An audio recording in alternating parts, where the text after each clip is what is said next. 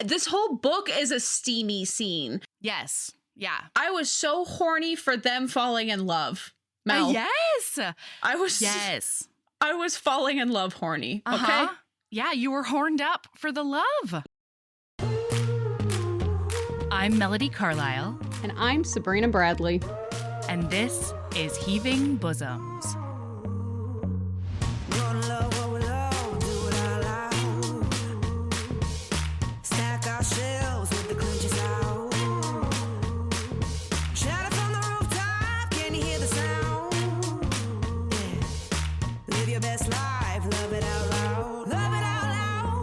This is the podcast where best friends recap romance novels and other kissing media that makes us swoon, snark, and refills our cups.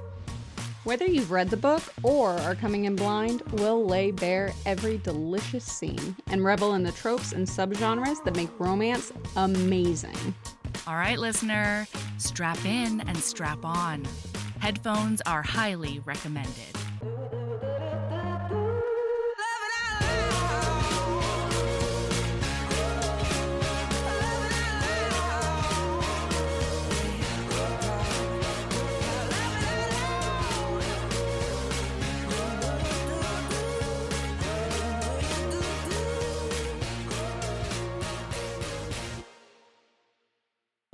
All right, Sabrina, I'm coming with big grown-up lady slumber party energy. All right? Hell yeah. I'm coming with big sleepover energy. I am still in the shirt and shorts I slept in last night. It is Fuck yeah, you are. my Bella, where the hell you been, Loca shirt. I forgot that you had bought that shirt. Howling at the moon. Ow, he says. That is still my favorite sweater that I own. Yeah. I have had the best weekend I think I've had in recent and extra long memory, honestly. It was girls' weekend, and we did it. I mean, I feel like the girls that you hung out with are good girls to have a good. They're the fucking best. Good girls to have a great girls' weekend with. Yeah. Yes. There we go. Yeah. That was hard to get out of my mouth. Just constant hilarity, bits on bits on bits. They're like, you know, they're the people that you can say one thing and then all of a sudden we're doing a whole bit on what that thing would look like if it were possible. Okay. Well, now I'm curious. What's one that comes to you off the top of your head? Well, we were thinking about, we were late for a Broadway show. And so we were thinking about what if Broadway had previews, and like there were only singers and dancers who came in at the beginning to do just 3 minutes of a show and then have to break down the stage in between. It was ridiculous. Oh my God. Okay. Yeah. We played Never Have I Ever, a drinking game. That was fun. It took a very long time for someone to win. Are there people who don't know? Oh, well, okay. Important question. What are your rules? What rules did you go by for Never Have I Ever? I got a board game. Oh. It's a Never Have I Ever board game. Yeah. Oh, okay. Me and my friends, when we play it, it gets pretty fucked up and personal pretty quickly because we know too much about each other. So it's like, never have I ever eaten a corn dog while getting railed doggy style. And like everybody looks around like, what the fuck? And then the one person that we know for a fact has done that is like, God damn it. Just quietly like taking a sip of their drink. And it's like, who's been railed while eating a corn dog in doggy style? And it's like, God. Yeah, it gets pretty fucked up and personal. You learn a lot about people you may not know very well. Pretty fast. Absolutely. No, I really liked the board game, though, because it was funny to see what random shit people would put in there. Or like really, all four of us quite a bit were just going, whomst among us has not done this at least 4 times in their lives? It was really fun. Anyway, amazing girls' weekend. That is all to say that I did read this book. It was, however, at least a week and a half or 2 weeks ago.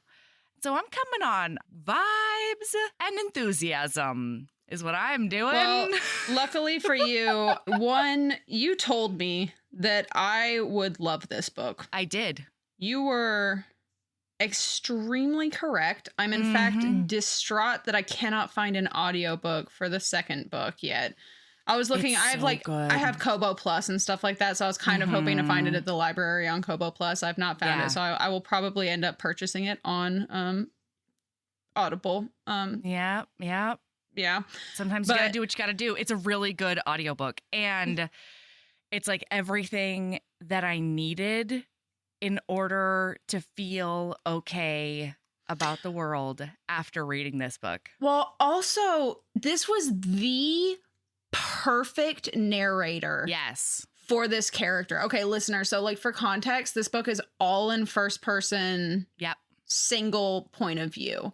Like, we never see into the other character's head. And the narrator, I could see this character. Like, this sounded like this character to a T.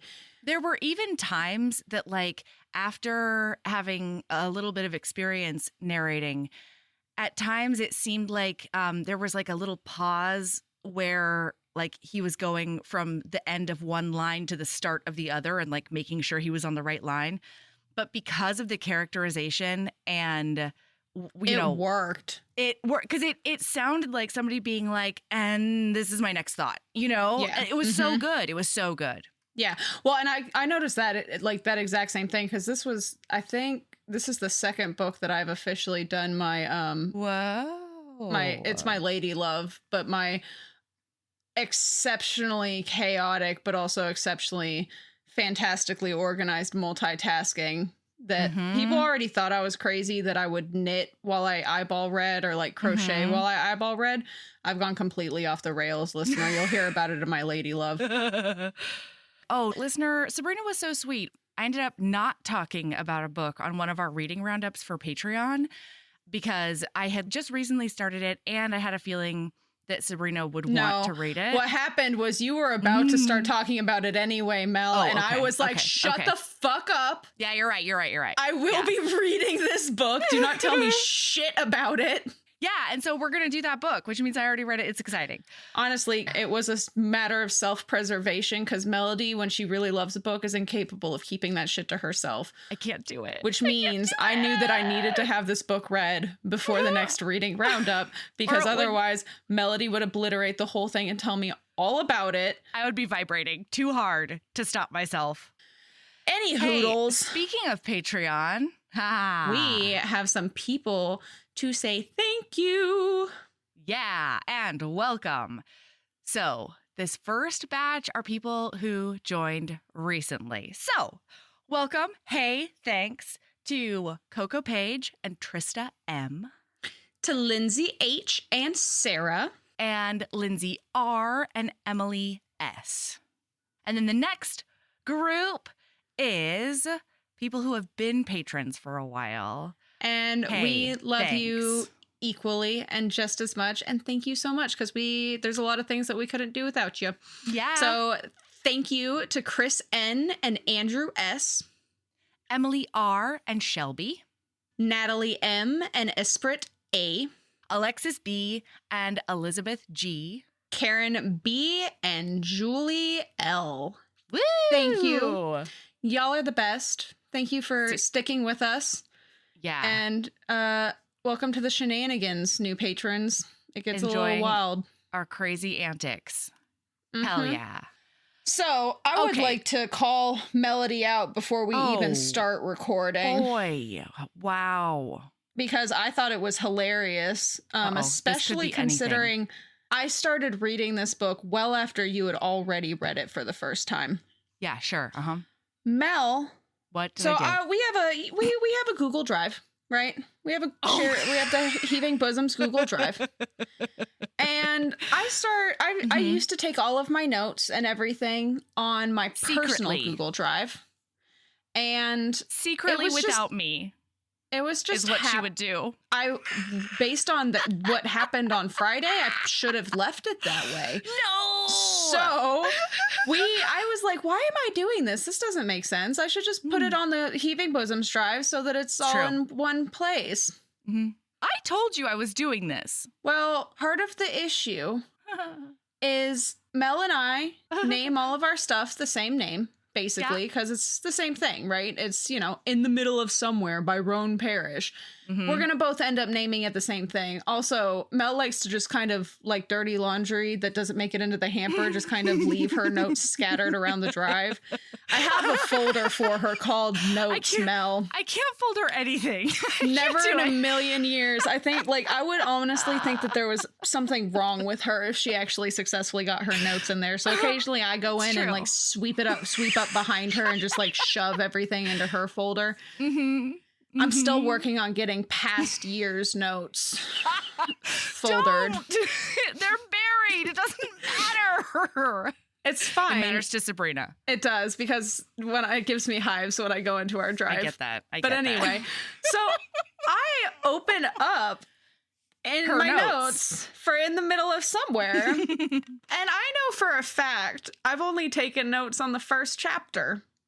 Because I got sucked into it and realized on chapter 4 that I hadn't taken a single note and was like, shit, I need to go back and restart. So I did. Yeah. But weirdly, it said that my notes ended at chapter 3. And I was like, that's fucking weird. Weird. What happened in chapter 3? And that's when I realized, one, I hadn't actually made it to chapter 4. I had made it through chapter 2, so I had no idea what these notes were about. I was like, what the fuck are they talking? What was I talking about? Sabrina, they are very clear and concise and not at all Muppety notes. Okay? You should have understood it completely. Except I hadn't read that part yet. And so I was like, what the fuck? Did I have a fever dream? And so I scrolled to the very top. Yeah, these are my notes. These are definitely my notes, because the first half of the first chapter 1 is paragraph notes where it's a synopsis of something that has happened. And then I continue scrolling, and about halfway through chapter 1, it starts getting a little Muppetier than I tend to be. And I was like, I ended up mid girls weekend messaging Melody to be like, what the fuck, Mel? You hijacked my notes. What the fuck? I told you I was doing it, though, because we were having a discussion about how our notes are different. And I said, okay, I'll just show you my In the Middle of Somewhere notes. And I popped them in there. I was like, don't worry, I'll help you. Take notes. Well, I can tell you our notes are very different if you they compare. They weren't helpful to Sabrina. Not in the slightest. She's got paragraphs and paragraphs and paragraphs for chapter 1. And my notes for chapter 1 are, hold please. My notes for chapter 1 are, interview at Sleeping Bear College, hits a dog, meets Rex and spends the night. And then I start talking about a calm down kiss out of nowhere. I will say my notes have gotten a little bit more like yours since I've started doing the audiobook thing. Okay. So since I'm if I'm doing it while I'm listening, that is definitely a thing I've started doing, just because it's too much to be summarized. Plus I've realized I have a confession. Doing the audiobook thing, I'm realizing that my normal notes may be a little bit overkill, because what? Shut up. Because what happens is I let myself just listen to an entire part, and then I'll be like, okay, there was something important in that I need to say something about, and then I'll do it instead of just every little beautiful moment. That this book is so fucking.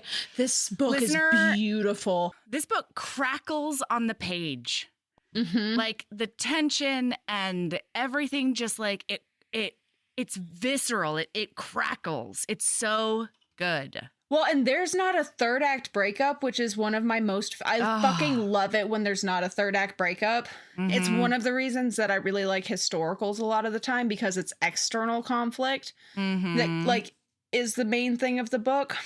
Oh God, this book was so beautiful. It's definitely my favorite contemporary that I've read. It's probably my favorite contemporary I've read in a hot minute. Yeah, actually. Yeah. I hadn't been in the mood for contemporaries for a hot little while, but now I will be devouring Colin's book like I've never seen food before. That's exactly what I did. I've already read Colin's book, and then I'm going to be in Will and Leo's book real soon. You best believe it. What? They get a book? They get a book. They're book 3.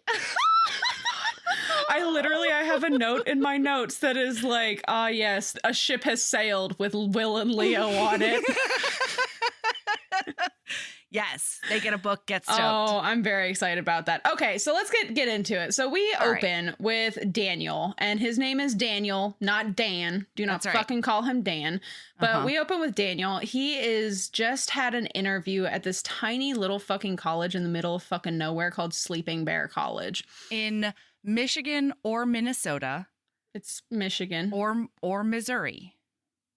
It's Michigan. Of the best friend does wonder the whole book. Watch it turn out it's not actually Michigan. I just said so confidently that it's Michigan. Watch it actually be it's Minnesota.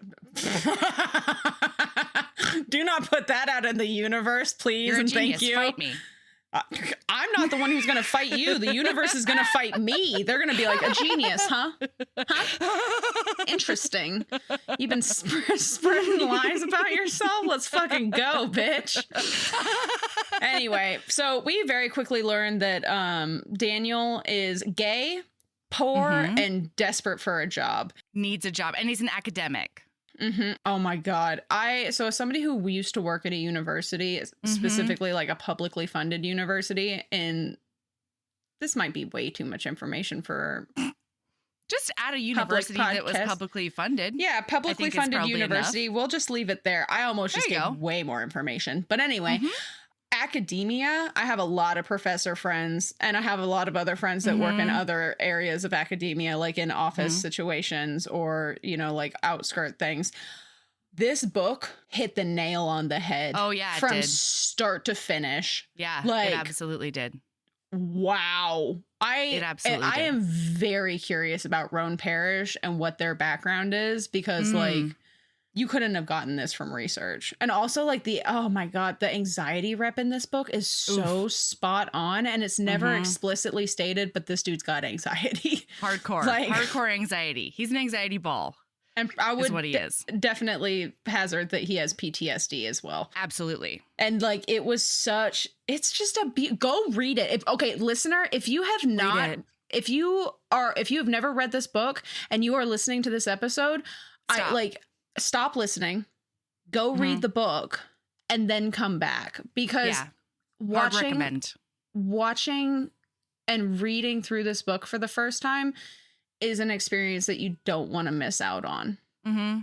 Like, and just like the way that the first chapter gave me chills is something that I have not experienced in memory at all. The first chapter being like, wow, my whole body is feeling this. Like, crazy. It crackles. I'm telling you. So anyway, he is just done with his interview at Sleeping Bear. He lives in Philadelphia right now, and he has all his life. And so he knows that if he doesn't get a job, he might not be able to make rent next month. So like, it's pretty dire over here. And he thinks they liked him, and he thinks that there's a good chance he'll get the job. But he also is just like, what the fuck would I do in this teeny tiny town in the middle of the woods? I do have one logistics issue already, though. Tell me. He needs this job, but this is an academia job, which means it doesn't start until August. So like, you're still shit out of luck on rent for next month, bud. Like, he talks about getting more shifts at the bar. I know, but like, you're going to do that whether or not you get this job, my friend. No, totally. But I do think there is merit to the idea that it's a metric fuck ton easier to get more shifts if you're not also trying to interview places. Yes, that is also very accurate, though. Yeah. So anyway, he is driving back to his motel, and he hits a dog. And it's so sad. So he pulls off the road, like he stops and he goes over and he's like, oh my God, I've got to save this dog. Well, and when it first happens, there was a quote when he first hit the tree, because he hits the dog and then he like freaks out and ends up crashing his car into a tree. And it says, it's like the cartoon physics of awareness. We can't hurt until we see that we're supposed to. Oof. This is like the second page. I know. And already I felt like I'd been sucker punched. I was like, all right, this is fine. Everything's fine. No, Roan Parrish comes to some human truths in this book. Oh, yeah. I have highlights later in the book for some of them. Yeah. Ooh. This is like a study in humanity and what it means to be human. I would agree with that. Yeah, absolutely. It's beautiful. Yeah. But yeah, so we find out a couple of things in this scene, right? A couple of important things. So we find out that his family back in Philadelphia, so we find out his mom's dead. Mm-hmm. We find out that his family owns and runs a auto body shop or an auto shop, a mechanic's house, a little house of cars. Yeah. We also find out that words are meaningless to him. Like, he does not trust words that come out of people's mouths. So the quote is, "Okay, dog, you're okay. Don't worry. I've got you. Everything's going to be fine. I'm saying things I haven't heard since my mother said them when I was little. Words that are meant to comfort but mean nothing." So, like, there's also, like, a not lot, like, this is just going to be basically a couple of hours of me and Mel talking about how much we love this book and how incredible it is. But I do feel like I need to mention that there's a lot of tell instead of show, right, in this book. But the stuff that is shown, not told, is so, like, there's a lot of exposition about his life and his past experiences and things like that. But, like, you're not explicitly told that he has anxiety. It's never explicitly stated that he has PTSD. It's never explicitly stated that he doesn't trust people. None of that is explicitly stated. What makes him him is not explicitly stated. It is shown in the way that he interacts with the world. Oh, God. And the way that he describes his past. Yeah. And, like, the things that you see him brush off and the things that he sort of gloms onto. You're like, oh, this is a person who has, like, dealt with some shit. It's like listening. It's like, you know what it's like? It's like having somebody recount the story of their life to you is what it is. That's exactly what it feels like, because it's a little bit of an unreliable narratorship in the sense that you are not seeing things from other people's points of view at all. This is not outside. There is not a single thing that happened. You're in full anxiety brain the whole time. And like, and that wasn't an unsettling experience, but it was incredible to watch later on. It was incredible when we hear the dialogue of what the other hero thinks of him and how the other hero experienced that first night. That's exactly what I was just about to comment on. It's fucking gorgeous. It's gorgeous. And it's fascinating. Yes. But yeah, so Doggo, he goes and he's trying to save this dog. Yeah, he picks it up and he's like covered in this dog's blood and he's walking down the road trying to be like, it's okay, everything's going to be fine. Whereas meanwhile, he knows that as the responsible party, he has no fucking clue how he's going to be able to make this fine. Like, he doesn't know this town. He doesn't know where the vet is. He doesn't know anything. The car's broken. He can't drive. Oh, my God. He doesn't have any cell signal because he's in the middle of fucking nowhere. Yeah. So he's tromping through the woods as much as he can. And then he sees, like, a flashlight. What? Into the thick of it. Into the thick of it? Into the thick of it. What did I don't know. Okay, so I don't know why. I've never seen the Backyardigans. I did not know this. Godspell? What are we doing? No, I did not know that it was from the Backyardigans until somebody else was like, "Oh yeah, I know that." Like my kids love that show, and I was like, "What show are you talking about?" Apparently, Into the Thick of It comes from the Backyardigans. I don't know where I heard it the first time, but now, like, anytime somebody's like, yeah, they're tromping, they're doing the thing, my brain is just like, into the thick of it. Did you know that they're into the thick of it, Sabrina? Did you know that? And I'm like, you know what? I think we're having a Lamb Chops play along moment because I've never heard of the Backyardigans.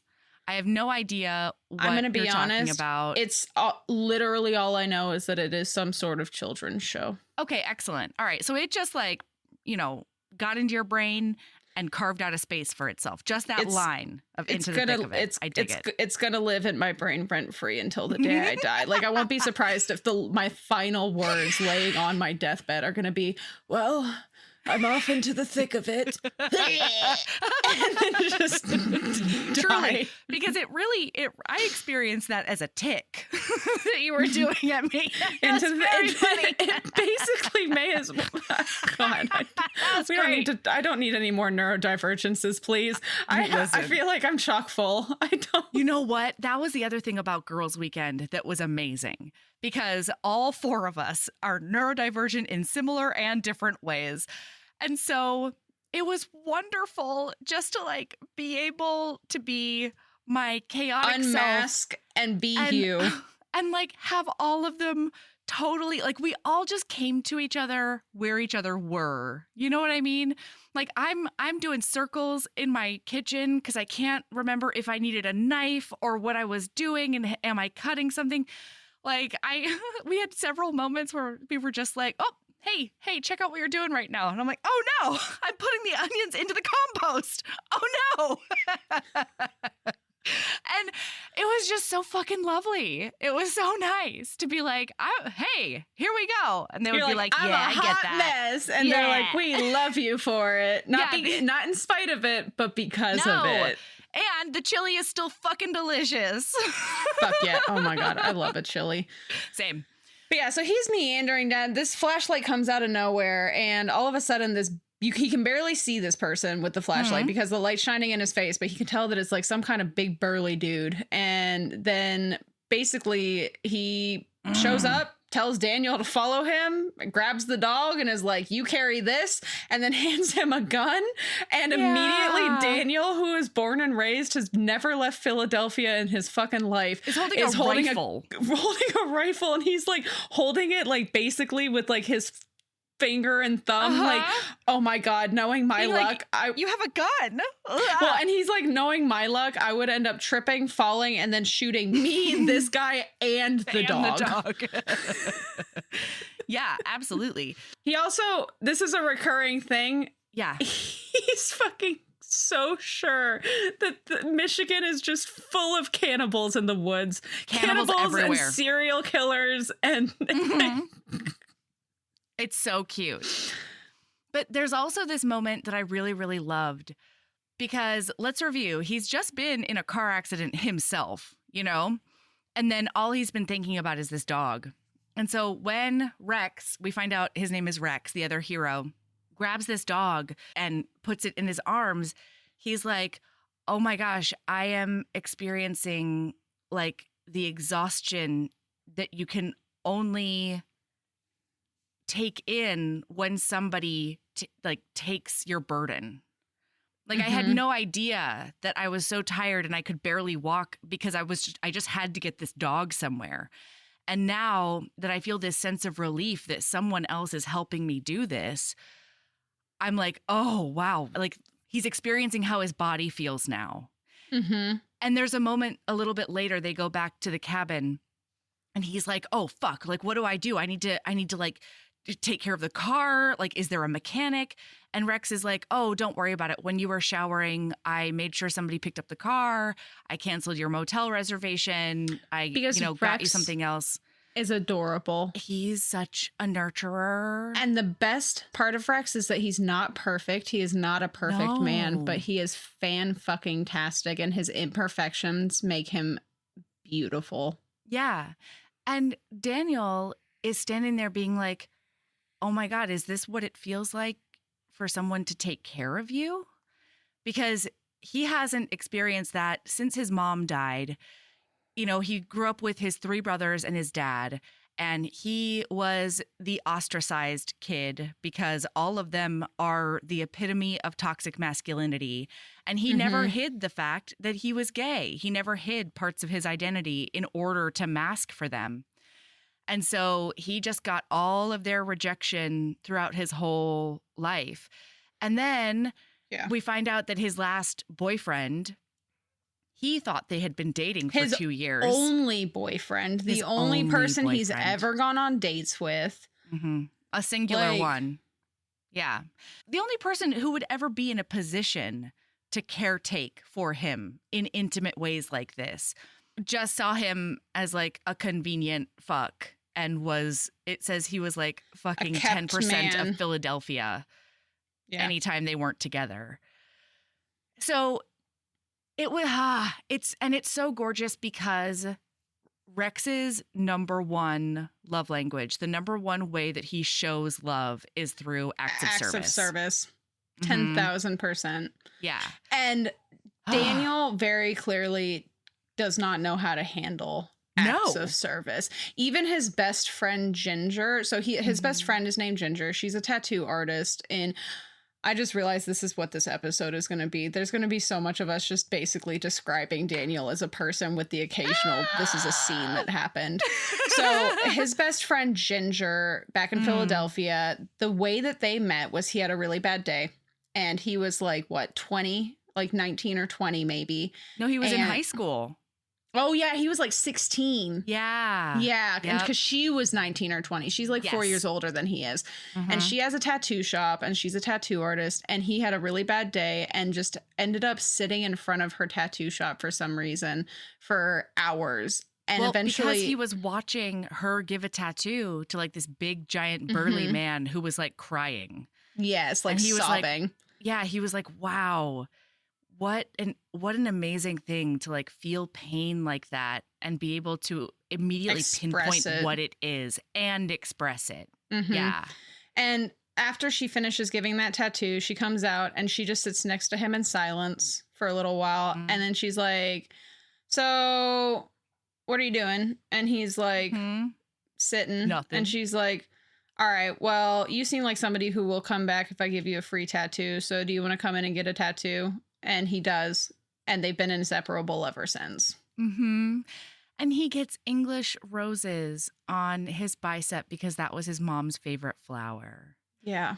And then he gets brutally made fun of by his oldest brother, Colin, because toxic masculinity and homophobia. Boy, no shit. And that boy, does that fucking chicken come back to roost at the end of this book. I called it too. I totally Sherlock Holmes'd that. I was like, there's no way that all of these brothers are straight. One of them is, at least one of them's going to be in the closet and hate themselves for it. And the minute we met Colin, I was like, it's this one. You were like, hey, girl. It's this one. I found you. So they're back at Rex's cabin. And the first thing that Daniel, he hates only Dan, Rex gets to call him Rex Danny. gets to call him Danny, and I took a liberty that I should not have. I like it. Daniel, first thing that he notices is this is a place that feels like a home. Yeah, it's warm. And he's never been inviting. someplace that feels like a home. It's so sad. So Rex takes care of this dog, and he's like, okay, I've done everything I can for now, and then I will get the dog to the vet in the morning. He puts that dog over in front of the fire. And then he's like, oh, shit. I just like, oh, fuck, you've been in an accident. I can't believe I didn't check you first. And so he like goes to like unbutton his shirt and stuff. And Daniel's like, oh, okay. Because his other thing is like, oh, my God, I am by myself with this giant, burly, obviously straight man. Straight man. As fuck, but obviously straight man in the middle of a cannibal woods. Like, I can't make any sudden movements or I'm going to get my ass kicked at the minimum.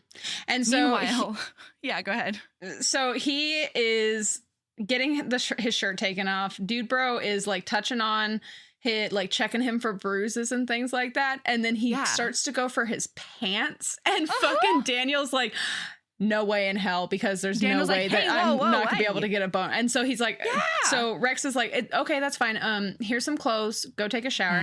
He goes to take a shower. And when he gets out, the pants are too big on him. And so fucking Rex gets on his knees and binder clips the pants tight enough that they won't fall down on him. And everyone died. Everyone in my car died. I was the person in my car. It is, and Daniel is gobsmacked by this. And then they almost go sit down on the couch, but then Rex is like, you've got to be like, oh no. Rex says, here's a whiskey to like, warm you up. Take the edge off. Yeah. Yeah. So he drinks the whiskey and then like he ends up drinking another one. And then I think he like does a giggle. And Rex is like, hey, when was the last time you ate? And he's like, this morning? Rex and is it like, was like, oh my God. It was like half a bagel or some shit at his interview or something like that. Yeah. And Rex is like, all right, I'm going to go make you a sandwich. And this starts the cycle of like, here is one of the primary ways that Rex can take care of Daniel. Is food. Through Yeah. food. Because Daniel is very, very, very, very, very, very bad at feeding himself. Quite. It is a miracle that Danny has not died of scurvy. Yeah. Before I would now. agree with that. Mm-hmm. Mm-hmm. Like, I don't know if this man before Rex has ever put a vegetable or a fruit in his body. Mm-hmm. Yeah. That's a good question. I mean, I think if it comes in takeout, sure. You know? Yeah. Yeah. That's exactly it. So he is a little bit tipsy after he's eaten his sandwich. He's still a little tipsy, and he's like, I kind of want to kiss that man. Yeah. What do you think would happen if I kissed that man?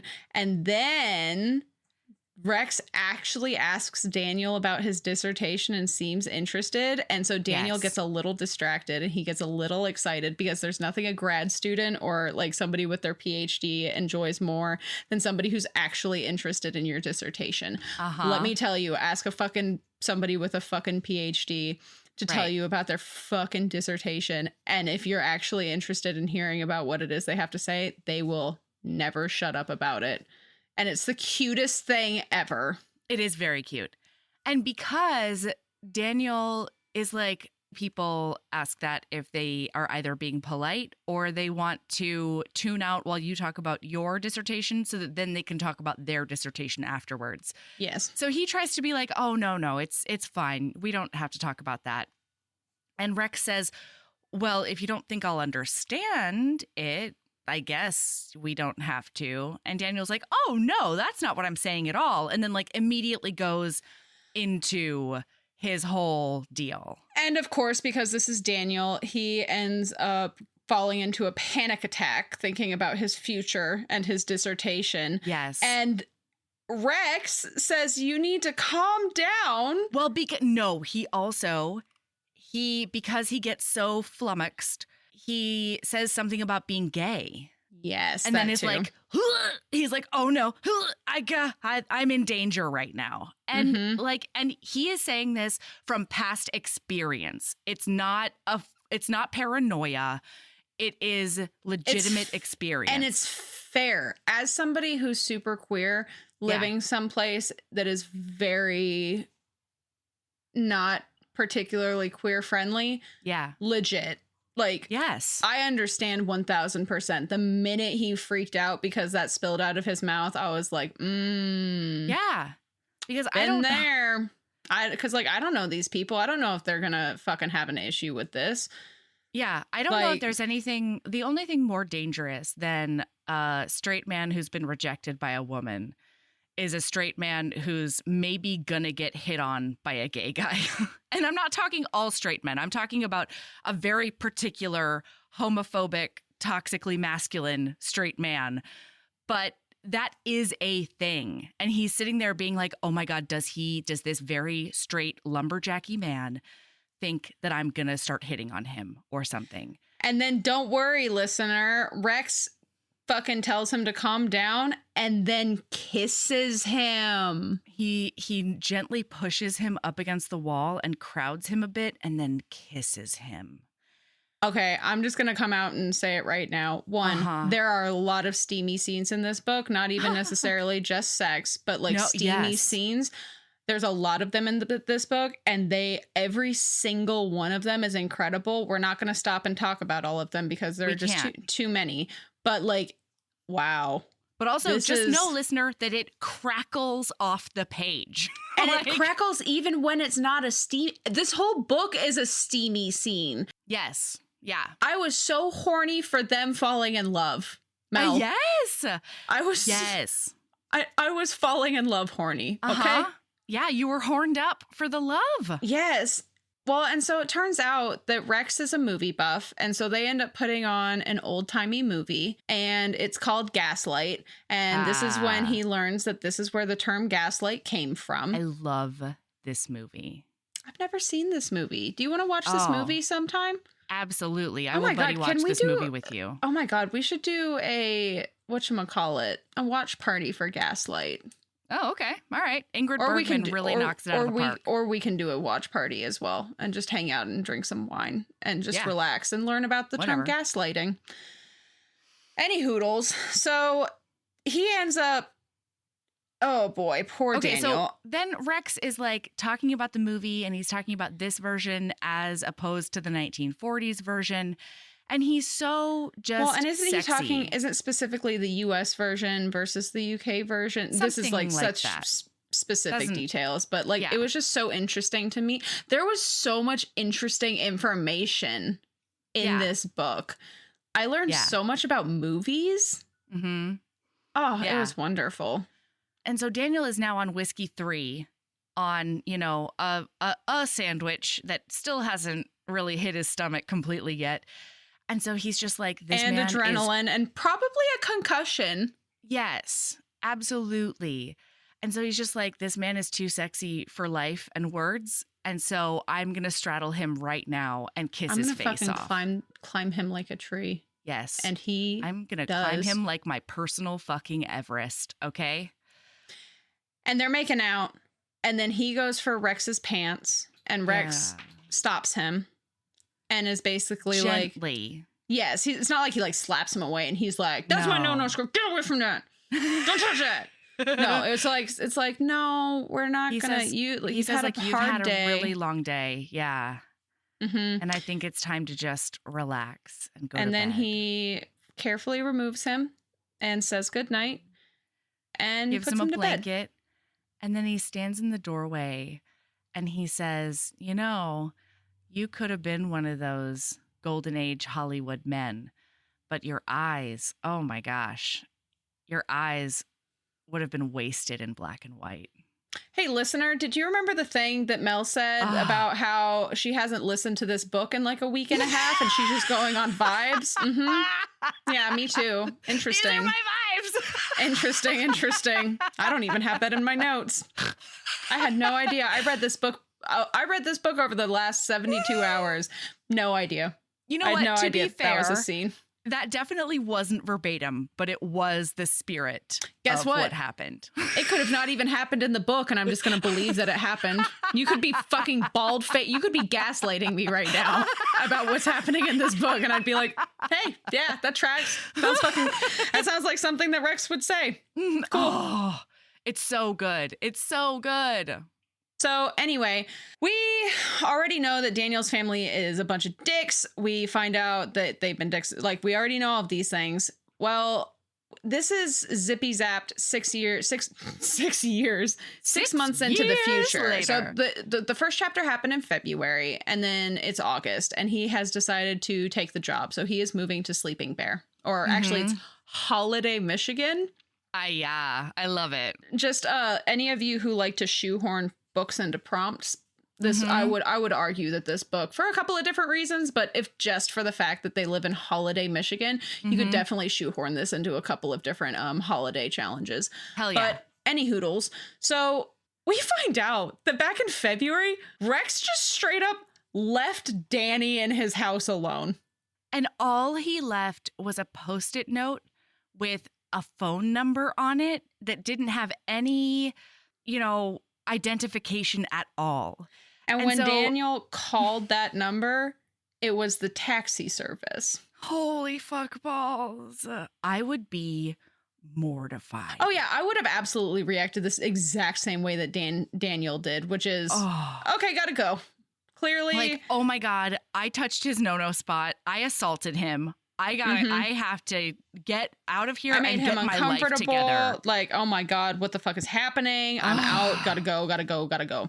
So he is now back though, and he is trying to adjust. And I felt this on such a visceral level as somebody who, there were so many things about Daniel moving to this small town that made me go, oh yeah, this is as somebody who has only ever lived in big cities, this is exactly like what moving to a small town after living in big cities your whole life is like. Because why the fuck is everything closed by 8? Wow. If the restaurant or the store even exists, why is there only one of them? Yeah, absolutely. Why everybody fucking knows each other? You can't keep shit to yourself. When I first moved to the town that I live in, one of the people that I met goes, new lesbian. I was like, whoa, interesting. I'm obsessed with that. 1, yes, new. 2, not a lesbian. So like, yes, dating a woman. At that point, you were lesbian presenting, okay? Yeah, yes, I was lesbian. You are not wrong. No, my favorite thing about little towns is when you have to stop in the middle of the road because 2 cars have stopped at like a double yellow line situation in order to like chat and bullshit and be like, are you coming over for dinner on Thursday? And then after they're done with their middle of the road conversation, everyone can move on.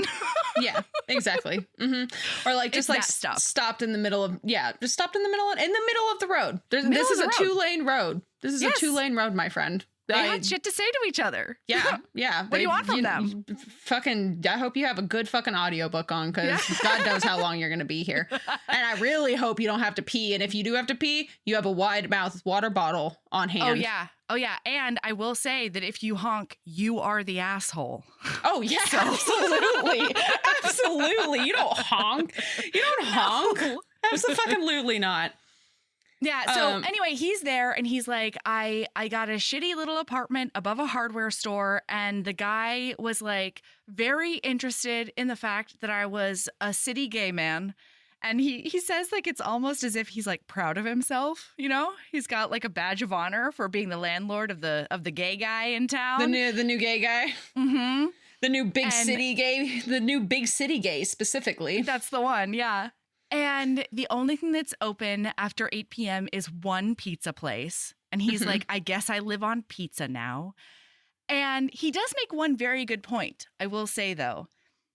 And that is that in a town this size, although, for the record, it does have a record store. And so how small can it be? Yeah. Although we find out about this record store and exactly what this record store consists of. And like, it's more of an everything store with.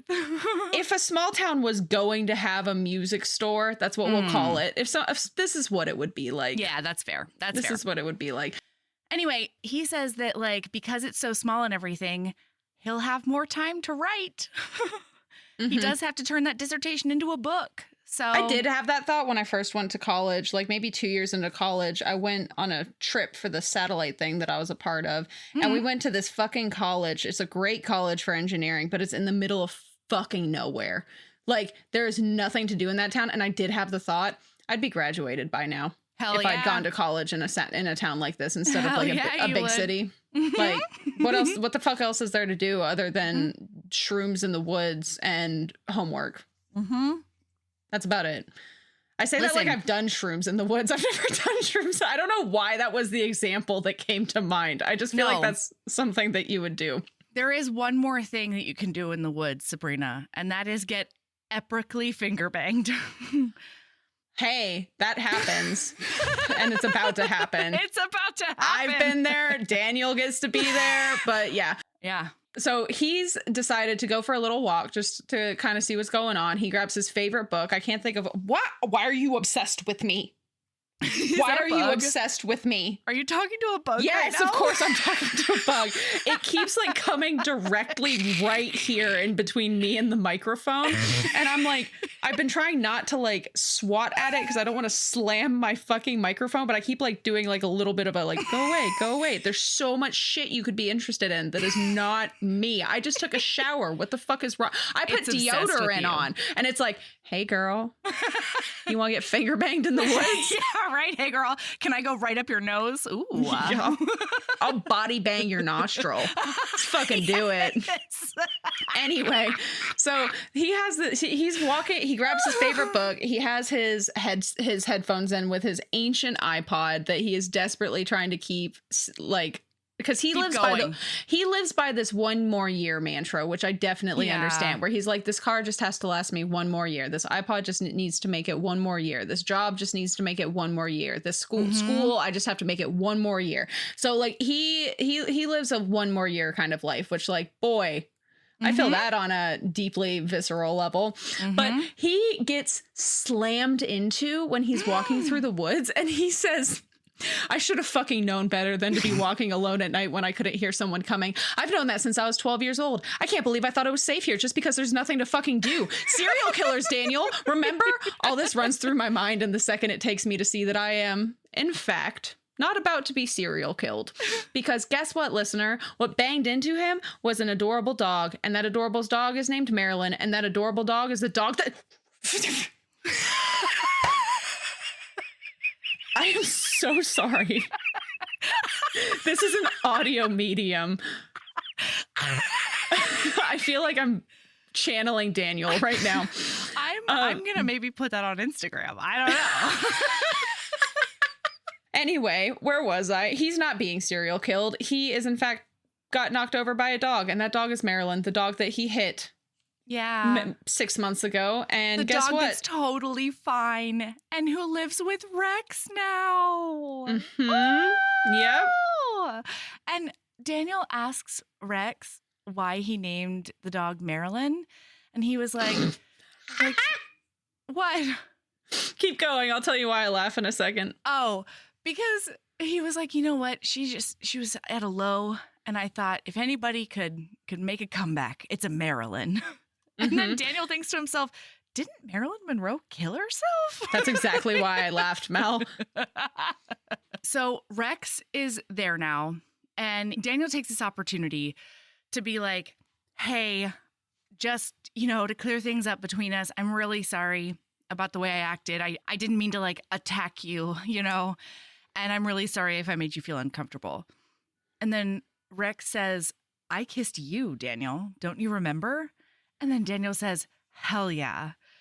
And then Rex says, I think you might want me to kiss you again. Mm-hmm. And then he backs him up against a tree and they start making out hard. And then Rex picks Daniel up and has his legs around his waist. Uh-huh. And then he's like, I want to touch you. Can I touch you? And Daniel's like, yes, absolutely. So he puts him down and basically rips his pants off and gets him back up on his waist. And then they're making out and doesn't he have Daniel suck on his finger? Mm-hmm. Yeah, because he has his hand down his back of his pants and he fucking makes him suck his finger so that he has a little bit of a lubricated finger to stick it up that hole. Yeah. It's so hot. He does this epic finger bang on Daniel.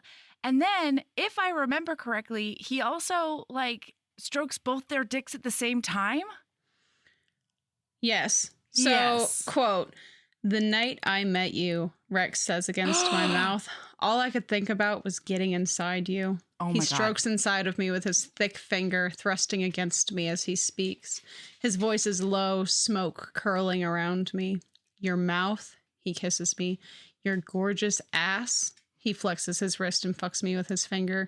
My arms fall against his shoulders, curl around his neck. I clench around his finger and he growls, rutting harder against me. But, I gasp, but you didn't want me. Rex moans, looking into my eyes. Oh, yeah, Sabrina? I'm so sorry. Rex moans. I like it. Well, actually, it says, Rex groans, but I was just trying to get us in the vibe, I was with you, man. I was trying to be a fucking gentleman. No, I huff. Now you're a fucking gentleman. Now you're a gentleman. A fucking literally one. a fucking gentleman. Yeah. That's important. But yeah, so they have some hot sex up against this tree and then come together like freight trains. And the entire thing, every single sex scene or steamy scene in this book is so visceral. Yeah. Yes. It crackles. I'm telling you. Yes. And so afterwards, he puts him down and he's like, oh, shoot, your book ended up on the ground again. Oh, no, I'm really sorry. And they end up talking a little bit more. And then Rex looks at him and he's like, okay, well, I'll see you around town, I guess. And Daniel's like, uh-huh. Oh, okay. Yep, you'll see me around town. It's he doesn't want my number. Oh my God, I thought I just had this transcendent experience and he just thinks I'm a quick fuck against a tree. Which, like, like, to it's be just- clear, like, Daniel is getting this because of his past experiences, which is Yes. he's basically only ever been a quick fuck against a wall or a quick blowjob in the alleyway or a finger bang in the back hallway of the bar that he worked at. He thinks he's dating a guy for 2 years, and instead he really is just a wham bam. Thank you, sir. Get the fuck out. Wham bam, thank you, man. Thank you, man. Mm-hmm. Yeah. Yeah.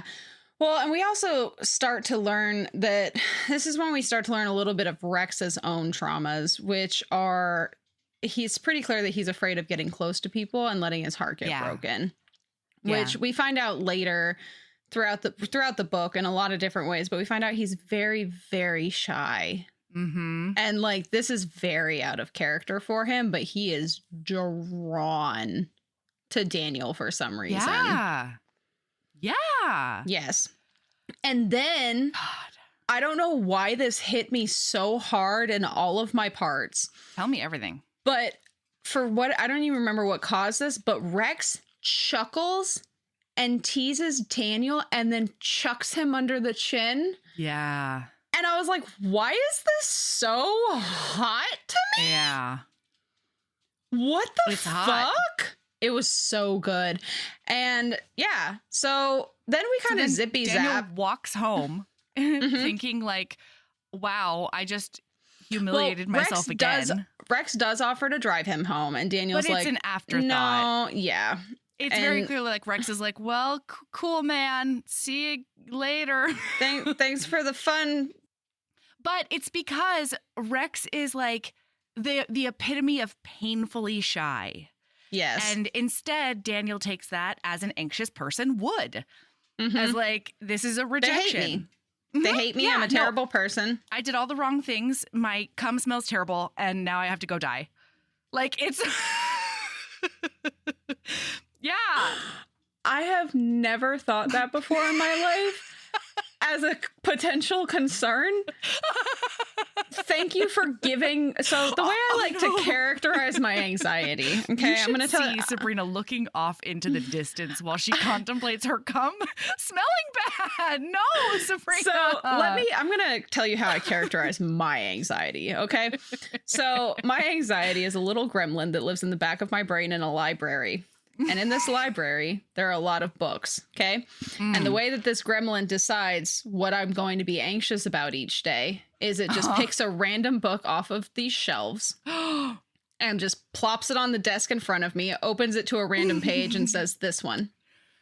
And This I is- just and now you you just- sent us a cum smell book to your library? It's going right in the sex book. No. It's going right. I'm sorry. The Sex Chronicles. Yeah. It's I not was gonna just say one book. Come on. It's like the encyclopedia of sex anxieties. Yeah, It's fine. It's not even a tome. No, It's a no. series. This is like the Encyclopedia Sexanica. Like, so that's one that had never occurred to me really. So we're just gonna add that. The gremlin says thank you. It was getting a little dry out back there. Well, you can wet that right up. Don't worry, just another thing that comes out of the Sexanical Chronicles of fucking Cumnia is the fear of the like anxieties about wet versus dry. It's fine. We're just gonna grab them all. Gotta catch them all. It's fine. So I will say, Sabrina, that I was specifically talking about XY cum. All right, XY chromosome cum. it's fine. That doesn't matter. It doesn't matter. To be the clear, gremlin doesn't care. Gremlin doesn't care. Gremlin's like, I have anxieties about things that could literally never happen to me because I do not have the parts to make that thing happen. Like, what the fuck, Mel? Why do you think that it would matter to me that it's fucking cum that comes from somebody with a Y chromosome? I was just trying to be there for you. You know, It's I was trying too to clean late. up my mess. It's too late. The gremlin is dancing. He's so happy right now. Something new. So anyway, We zippy zap to the next day. Daniel is having this chat with a student that is not paid attention in class. He actually missed a day of class that was very important. And it had me fucking cackling. So I'm going to read you this quote. Stab, throttle, smash, annihilate, disembowel. I try to calm myself down by listing words that describe what I'd like to do to Malcolm. Preppy, entitled, slickly, handsome Malcolm. Raise, liquefy, obliterate, eviscerate, pulverize, gut. And I was like, yeah, because you have to be real. You have to be customer service professor in those moments. Well, especially if you're not tenured. Oh my God. Absolutely. Yeah. But so the student gets all pissed off, and when he leaves, he slams the door. And because Daniel is new kid on the block, he has this shitty office that is basically just a custodial closet that's been a shitty desk has been brought into. Yeah. No windows. And when he slams the door, the plaster cracks and the light fixture half falls out of the ceiling. And then, am I correct in thinking that it does, in fact, just fall out of the ceiling and crash to the ground? Yeah. Yeah. There's glass all over the ground now. Cool. And so he's like, okay, well, I'll have to get somebody to fix that, hopefully. And on Sunday, he decides to work in the office because he's like, this is the one day that I know I won't be disturbed. So I'll try to get some stuff done. And as he's in his office, a person barges into the room and the person fills the entire door.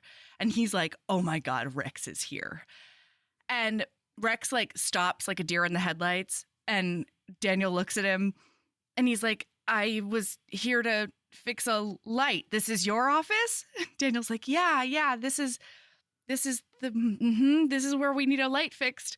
And he's like, do you work for the school? And then Rex says, yeah, well, no, I do work for the school, but they don't employ me.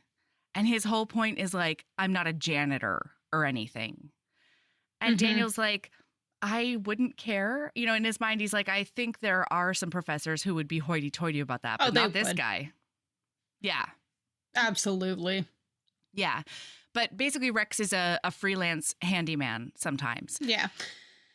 And so Rex goes ahead, fixes the plaster, and he's like, we're not going to mess with that wiring. I'll just go ahead and get a lamp, like a standing lamp for you. And then he leans against the desk and realizes it's flimsy. And he's like, oh, I'll put a work order in for this too. And Daniel's like, no, please don't do that. A work order for a new desk. And Daniel's like, please don't do that. Please don't do that. And then while Rex is working, though, Daniel totally gets caught scoping out Rex's ass. Yes. So hardcore. Like, Rex at one point literally turns around. And he's like, you realize I can see you in the window, right? And he's like, oh my God, I'm so sorry. And Rex is like, don't be sorry. I'm not sorry. Like, we're all good here.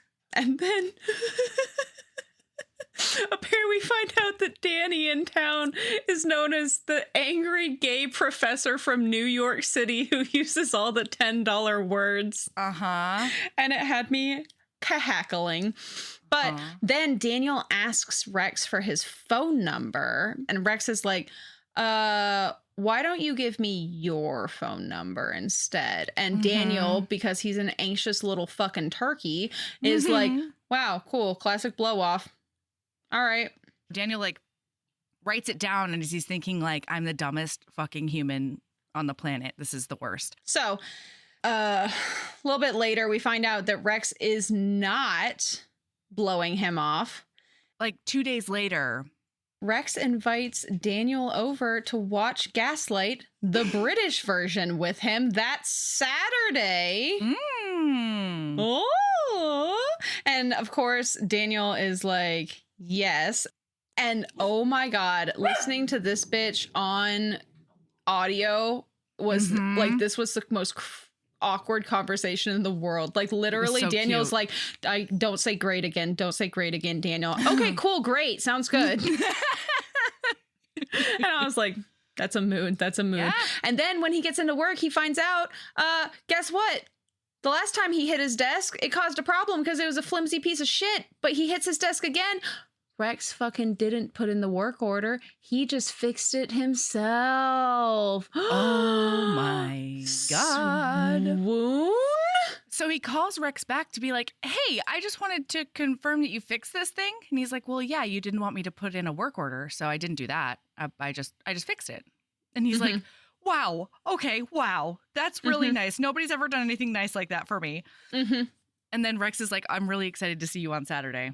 And then, very importantly, Daniel is on his way home from a faculty meeting and ends up saving some kid who's gay and is being bullied by a couple of preppy assholes. This kid who is, according to Daniel, like 15 years old. By the way, listener, this is not accurate. This child is not 15 years old. This is still a child, but an 18-and-a-half-year-old child. Yeah, he's an 18-and-a-half-year-old. He is a flirt. Oh, my God. He's got a smile that is trouble. And Daniel's like, I'm looking at myself 10 years ago. A smile that's either going to get him laid or laid out. Yeah. I was like, what? That's such a concise way to describe this kid. You're so right. But yeah, so his name is Leo. And he's book 3. I'm so excited! Anyway, he's like, you're the cool new gay guy. Come to the record store. I get really bored there. Just, come to the record store. Yeah, come hang out if you don't want. That's also that's okay. Cool. Yeah, live your best life, but also like come say hi, please. I'm just gonna skateboard away now. But he hugs him and he like gives him a quick hug and he's like, no, but seriously, like, thank you for helping me with those guys. And then he skates away. And it's adorable. Then I'm just, the only reason that I'm bringing this up is this is very important to me, Sabrina, because he's on the phone with his best friend, Ginger. And firstly, I felt very called out when he said the more you like someone, the stupider it is to actually date them, because the more it might hypothetically hurt if the relationship ever ends. And she says, wow, you're smart. That's like Nobel Prize material. And I was like, well, wow, Ginger, cool. How dare you? How the fuck dare you? But then also, the more important part, Ginger is 1000% correct on everybody likes a forearm. Yeah, absolutely. Because they're discussing what he's going to wear on the date on Saturday. And so she's like, yeah, I think you should wear that maroon shirt that I got for you and make sure that you flip up. Got for you. What you mean is some guy ran out of the tattoo shop in horror because he wasn't expecting the tattoo to hurt so bad, and she co-opted the shirt that he left and was like, this is for you, Daniel. Yeah, you're right. Anyway, and so she's like, but make sure to roll up the sleeves because everybody loves a forearm, and you've got good forearm game.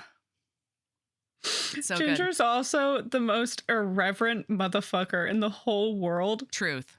This quote, and you can take it out if you want to because it's very controversial, had me scream laughing, is she's been having issues and getting into fights with the pro-lifers again lately.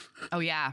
And he says, Jesus fucking Christ, Ginger, have you been fighting with the pro-lifers again? They're gonna bomb your shop. And she says, they make me want to get pregnant just so I can get an abortion and make a YouTube video of it to send to them. And if that is not the most perfect example of who Ginger is as a person, yeah, I don't know what is. It was beautiful. But then it's the next day, basically, it's not Saturday. a whole lot. Yeah. So he wakes up, goes to the library for a little while, and then he, gets a bottle of bourbon to take with him to Rex's. And he also does a big lose track of time, which was important to me, Melody. Because he goes in there. Because that's you? Yeah, maybe. So he goes in there and he's working and he's writing and it's no problem. And I loved this because he talks about moments in your life where like you think the world is one way and then one thing changes and like the world is completely different. And he says the first time he felt like that was when his mom died.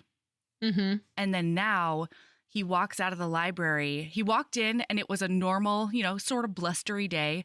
Now he walks outside and it is a winter wonderland blizzard. Yeah. And it's like, it doesn't even seem like it's the same day. So he looks down and he's like, oh, fuck, I'm supposed to be there in half an hour, but I still need to go home and shower and change and then figure out how to take a cab to his house and like do all the business. And then Rex calls to give him directions.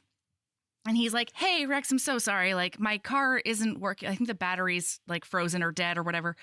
And so I'm just going to have to figure out like a cab company to get to your house. And then Rex is like, where are you? And he says, well, the library. And he says, don't move. I'll be there in 10 minutes. And like, what a sexy sentence, you know, to say out loud. Wow. Yeah. It was beautiful. Yeah. But then when he gets there, he's like kind of irritated. He's like, that leather jacket's all you have? What are you doing? And then when he gets into the apartment, he's like, ugh, I've gotten used to this place. But looking at it as if it's through another person's eyes is like sad and depressing and gross. But like, we're gonna and the muster entire through time it. they're there, at literally every single time they're in Daniel's apartment, this entire fucking book, and Rex is there, Rex finds another hazard. He's like, did you know that it's a problem to have all of your windows painted shut? Why is there no fucking starter check, like start plug checker thing on your stove? What the fuck? Why, what, your heat's not on? Yeah. Why, like, it's just a never-ending list of reasons that Rex does not think that Daniel is capable of taking care of himself, basically. When really, we know that it's Rex thinking that Daniel should not live there and so should live with him instead.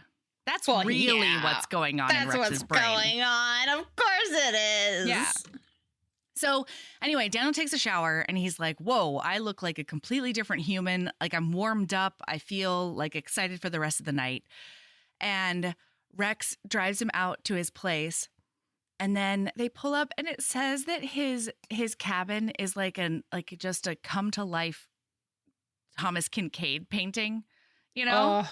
What a visceral, really what a visceral visual. Yes. I could picture that immediately. This is, we talked about how The Girl with Stars in Her Eyes was a Five Senses book. This is a Five Senses book. I would agree with that. You can see it. You can hear it. You can, oh my God, you can fucking taste it.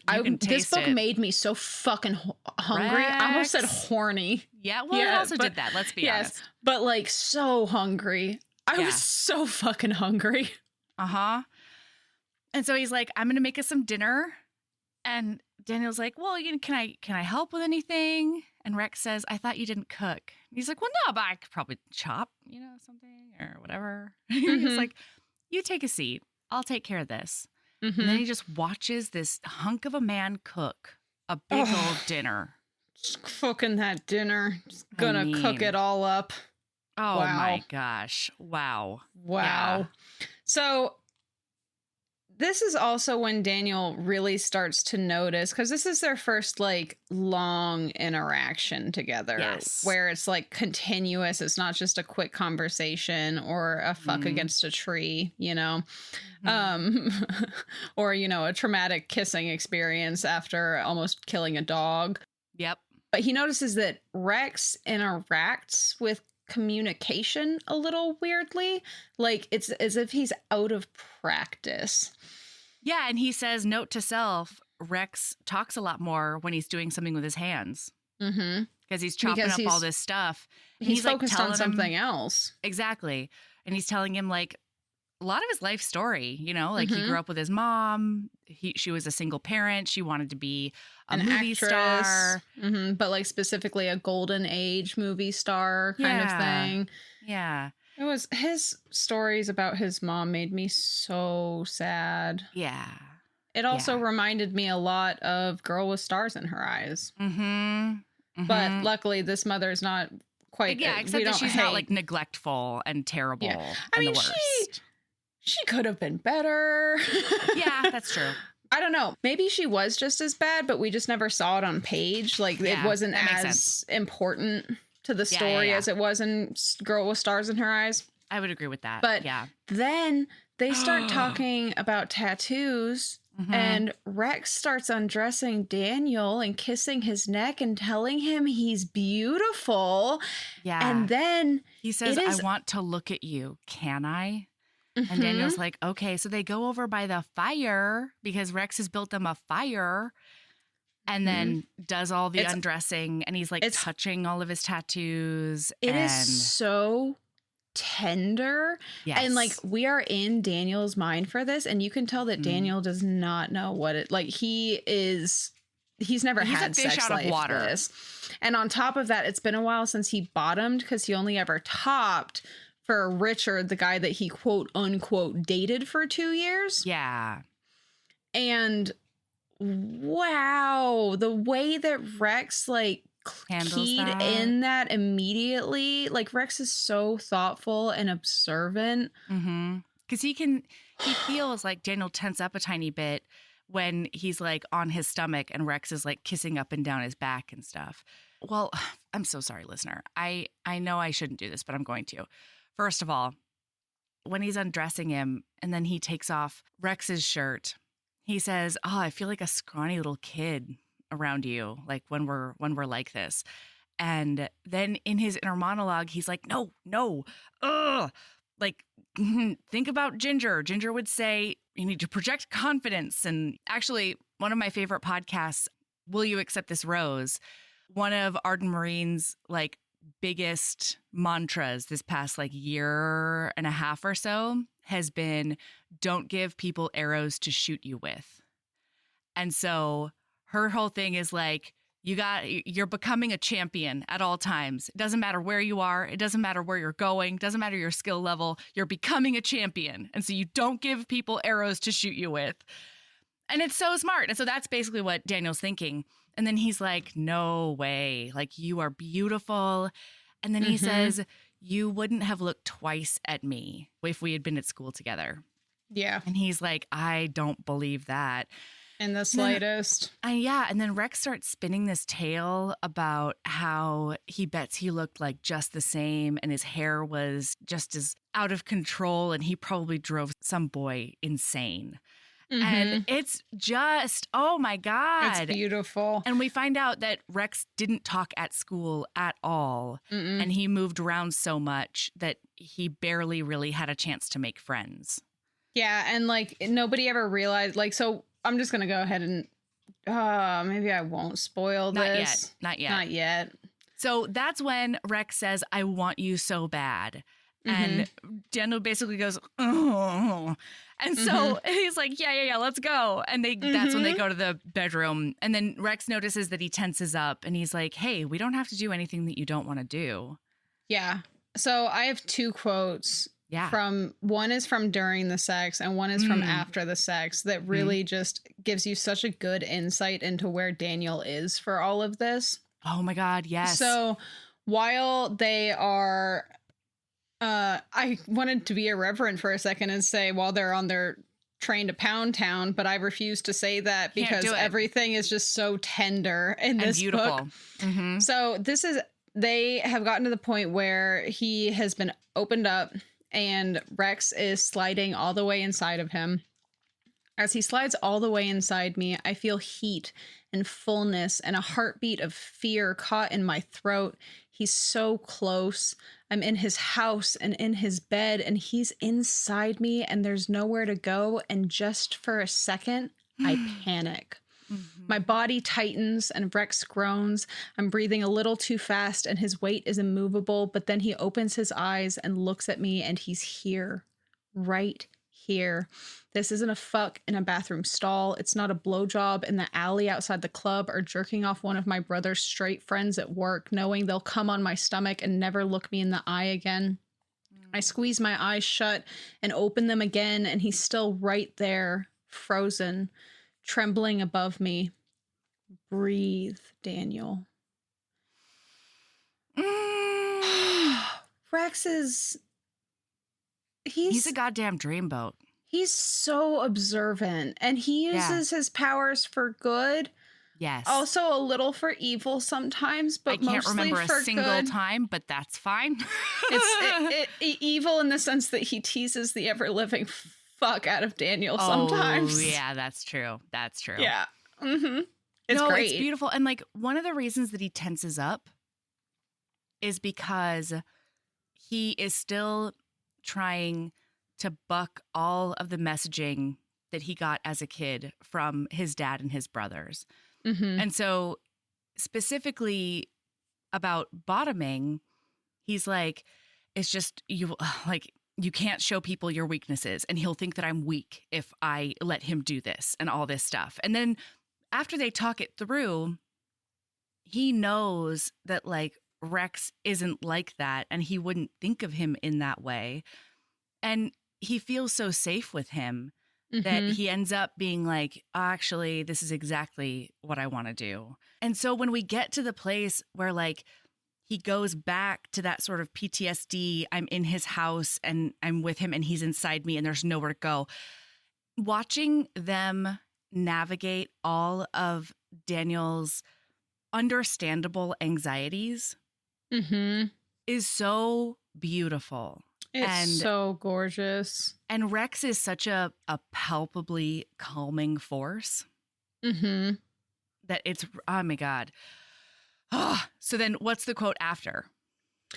So after the sex, when I look in the mirror to see how ridiculous my hair looks, my eyes surprise me. I look scared and uncertain and vulnerable. I look like I let my guard down. And even though Ginger has told me often enough that that's not a bad thing, I don't believe her. You let your guard down and people fuck with you. You let your guard down and you get hurt. That's what I know. So what the hell am I supposed to do now? And it's also this part right after the sex, like Rex rolls off of him and then Daniel is like, "Oh, okay. What do I do? What do we do in this situation where it's not an alley or a bathroom or a quick fuck in the guy's apartment and I know he's going to kick me out right afterwards? Like, I guess I should get up. I should get up and I should go to the bathroom and I should clean up and then I should figure out what's going on after that. And probably leave."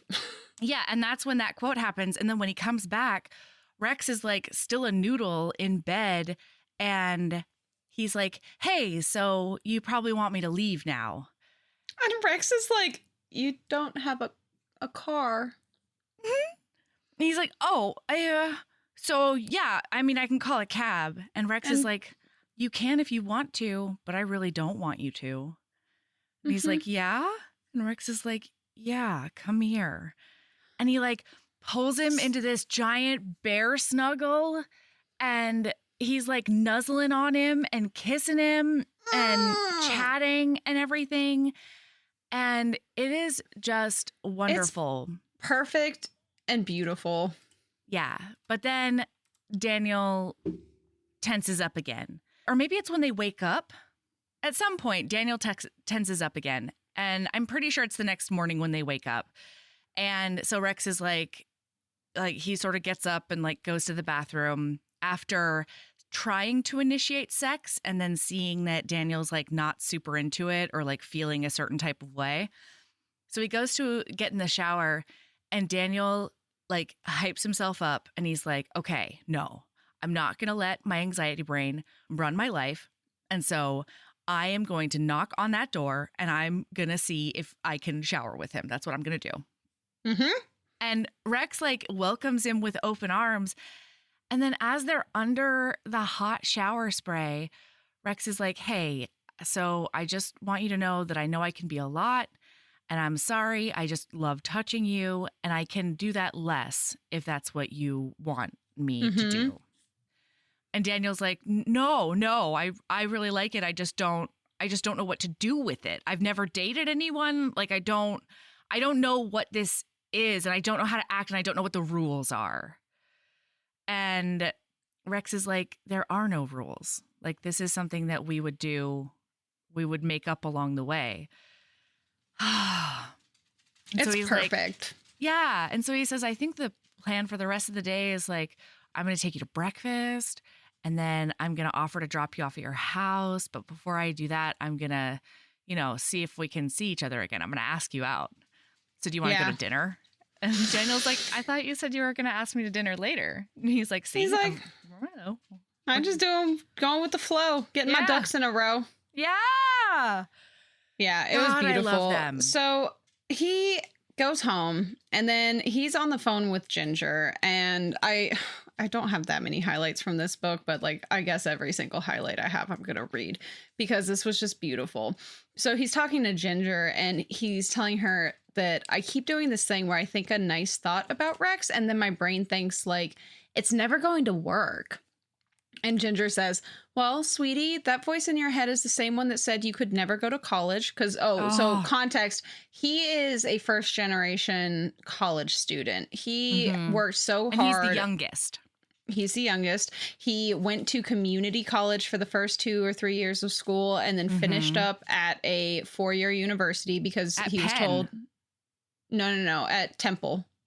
Oh, at Temple. That's right. Yeah, because he did his grad at Penn because he found one of his advisors was like, you'll never be able to go to grad school coming out of community college. You have to have a degree from someplace. So he saved up, went there for 1 year and busted ass and all sorts of things. So that's that context. And now like, we're back his family, his dad was always like, okay, well, great. You're too hoity-toity for us now. Yeah, and he never saw any of his hard work as what it was, which was hard work, you know? Yeah. Anyway, sorry, go ahead. No, you're fine.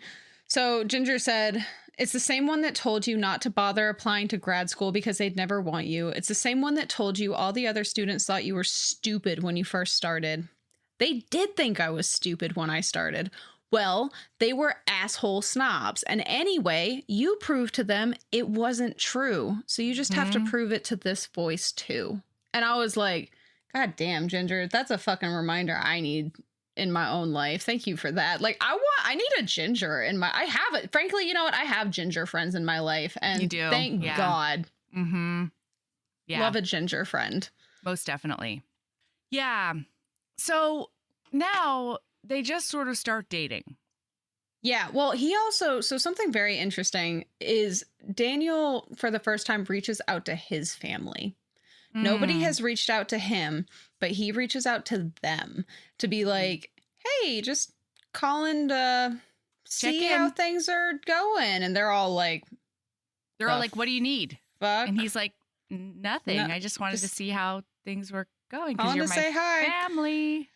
And then the reason that this is important is he is debriefing Rex about this conversation that he had with his family that made him feel kind of shitty, frankly. And then this leads into him telling Rex the story of the first time he got caught with a guy because his brother Colin is the one who caught him with a dude behind the mechanic. The auto shop, yeah. The car house.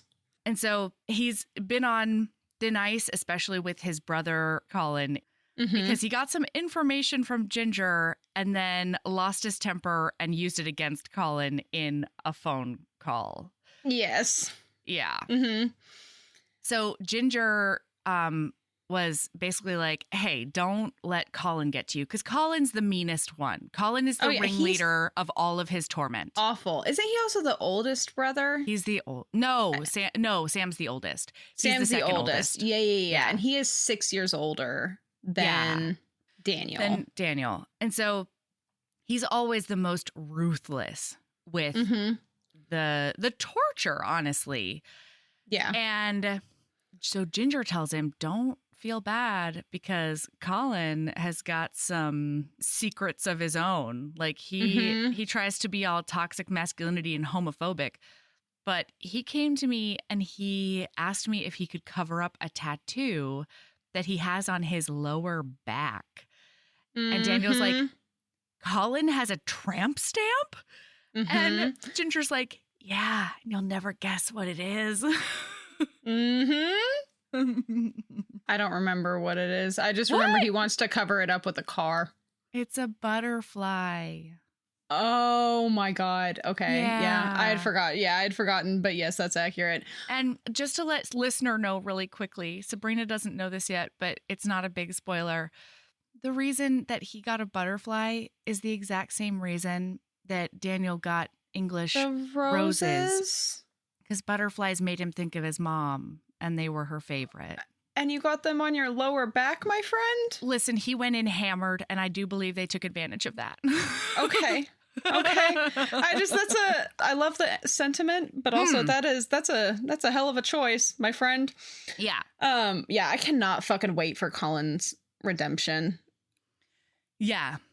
I think it's going to make me cry. He takes his punishment, which I appreciated. Like, Good. it is not easy for Colin. It's not an easy read. But man, I personally thought it was very worth it. Really? Okay. Yeah. That makes me excited. So he's telling the story about the first time he got caught, and because Colin freaks out, he comes back behind the mechanics shop, and Daniel is going, I keep wanting to call him Bryce, but Daniel is going down on one of Colin's friends who also occasionally works at the shop. And Colin flips shit. He punches the hell out of his friend. His friend leaves and literally never, ever comes back. Yeah. Daniel never sees him again. And then Colin beats the shit out of Daniel and is like calling him all sorts of names. And reason this is so important to talk about is Rex is so mad listening to this story that he shatters the stem of the wine glass that he's holding. Mind because you, Rex cannot handle violence, and he especially can't handle it to somebody who's more vulnerable. Yes, exactly. So they end up leaving, and okay, so actually would you care for a quote about how he hates violence? I would. Thank you. Okay. So, I hate that your brother did that. I can't stand violence. I almost laugh. The idea that Rex, who's 6'4", built like a bodybuilder, held me up against a tree as he finger fucked me and could probably take apart any guy I've ever seen hates violence seems, well, laughable. But then I remember how he fixed Marilyn's legs the night we met, how he looked at my bruises and binder clipped my pants, how he warned me about the weather and got upset with me because sometimes people die in the snow, how he made sure I was wearing my seatbelt and cooked for me and stretched me so carefully in bed when I said it had been a while, how he held me in sleep, his arms heavy but never crushed me, how he washed my hair in the shower and put a hand over my brow so shampoo didn't get in my eyes, how at the diner the next morning he winced when I burned the roof of my mouth on my coffee and silently pushed my water toward me, even though I barely noticed because I do it all the time. So less about violence, but more about how he is the softest boy. He's a caretaker. He is. He's a nurturer. He's perfect is the answer, is the thing, though, you know? Sorry, everyone. He's perfect. Even in his imperfections. Yeah, exactly. It's just beautiful. So then, then they leave. Okay, so they leave the restaurant because Rex is too mad, right? So they pay the bill and they leave. And then we learn about Rex's past. They go back to Daniel's apartment. And this is a big, giant trigger warning as hell for hate crime. Hate crime and specifically gay bashing. Yes. So please take care of yourself and skip forward a couple of minutes if you need to. Yeah. Because Rex, his mom ended up moving with her boyfriend up north, and he was still in Texas because he wanted to stay. He had made a singular friend in his entire life. And then that friend and he became more. And so there was like a spot out in the woods that they would go to like make out and mac on each other and be adorable and just like, you know, find their joy. Okay. And one day, two guys came out of nowhere and Rex was like he was so enthralled that he didn't notice, he didn't hear them sneaking up on them, basically. And they had like branches or pipes or something sticks awful. Or something. Yeah. Long story short, they incapacitated Rex by wailing on him and then proceeded to do the same thing to his friend / boyfriend / first love, Jamie. Yeah. And they beat them so badly that when they were finally found and taken to the hospital, Rex had to have emergency surgery to get his appendix removed because they had burst it. Mm-hmm. And Jamie didn't survive. So he can't stand violence. And one of the things he's thought since then is like, I wasn't strong enough to save him. I wasn't able to protect him or save him. So because of that, this is why Rex, he eats healthy, he exercises, he's like 6'4" and he is ginormous. He stays really strong. So his whole thing, the reason he does it is so that he is strong enough if somebody does try and do something.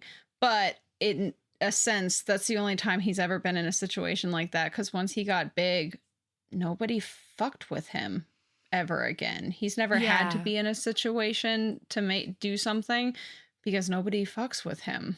Yeah.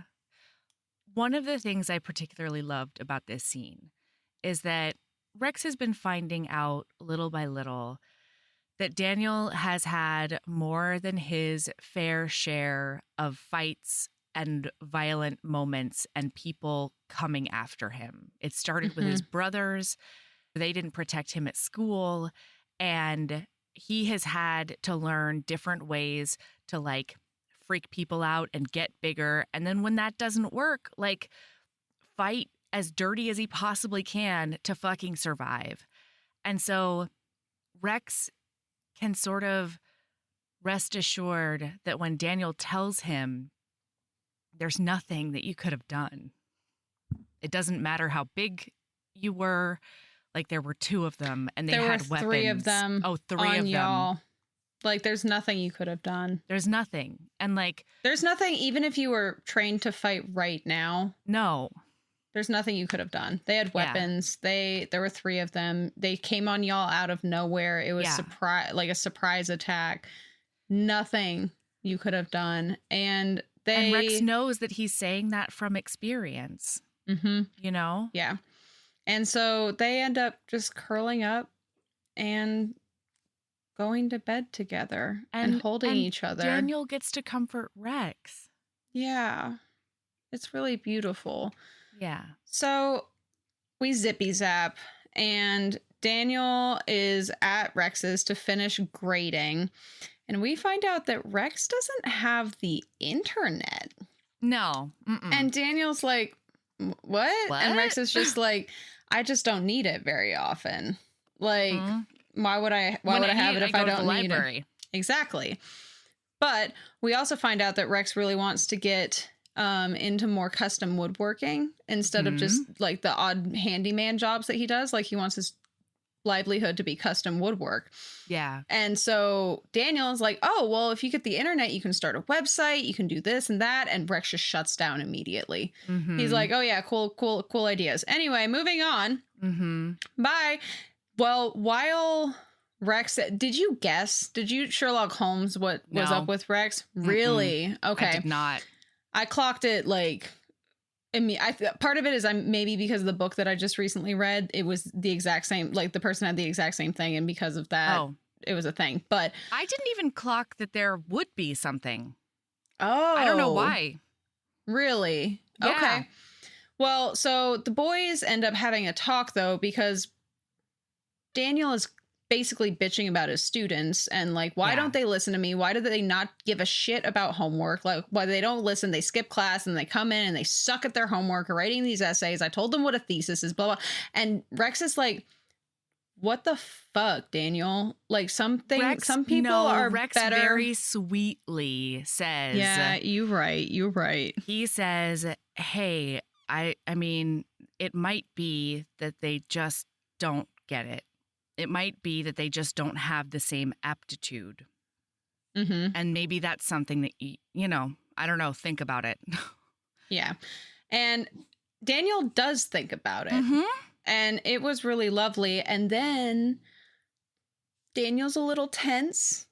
And so Rex gives him a little massage. And guess what? It's on TM. It is hot. It's it very is hot. relaxing. It is like, wow. And it was like another throat punch kind of quote comes out of this scene, because Daniel he doesn't know how to relax. He's like, if you relax, that gives people power over you. Yes. They can hurt you now. I'm vulnerable if I let somebody take care of me. I can't let them take care of me because that's a vulnerability and they can take advantage of that. But they end up, it's fine and it's great. Wow, it works out. Sure does. And then it's the next day and Daniel is getting ready for a conference that weekend.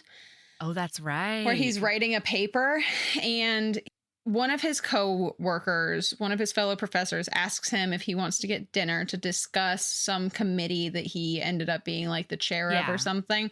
And this is the committee that this guy, Jay, had taken care of last year. Well... And so Daniel's like, hey, we're going to be at this pizza joint or whatever. When you're done, I can meet you after, or you can come over there. And Rex is like, oh, okay. Like, yeah, we can do that.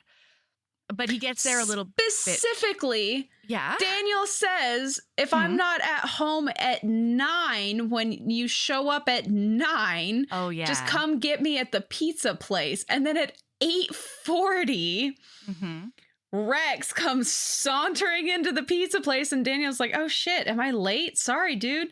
And fucking Rex is like, no, you're not late. Hi, nice to meet you. Hello there. Rex. Hello. Nice. Hello. You're the coworker? Interesting. And Daniel's like, okay, well, I guess that's enough for today. Thanks for like whatever, Jay. Jay ends up taking care of the check.